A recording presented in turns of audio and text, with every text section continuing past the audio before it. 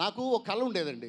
శంకర్ గారి డైరెక్షన్లో చిరంజీవి గారు ఒకే ఒక్కళ్ళలాంటి సినిమా చేస్తే చూడాలి అని ఉండేది నాకు. శంకర్ గారి డైరెక్షన్లో చిరంజీవి గారు, కళ్యాణ్ గారు వీళ్ళిద్దరూ కలిసి చేస్తే ఎలా ఉంటుందో చరణ్ బాబు ఒక్కడు ఈ సినిమాలో డ్యూయల్ రోల్ చేసా ఆ స్థాయిలో ఉంది. అంత గొప్ప సినిమా ఈరోజు నేను చేశానండి. రాజమౌళి గారి డైరెక్షన్లో రాశాను, ఇప్పుడు శంకర్ గారి డైరెక్షన్లో రాశాను. రెండిట్లోనూ చరణ్ బాబు హీరో. ఈ విషయం ఇప్పుడు ఈ సందర్భంగా ఒకటి గుర్తు చేసుకోవాలండి. అది కాకతాళీయంగా జరిగిందో ఏమో నాకైతే తెలియదు, కానీ కలిసి వచ్చింది. ఎలాగంటే నేను మొట్టమొదటిసారి చూసినటువంటి cinema function jeans pre release function, jeans audio ఫంక్షన్కి నన్ను తీసుకెళ్ళింది దిల్ రాజు గారు.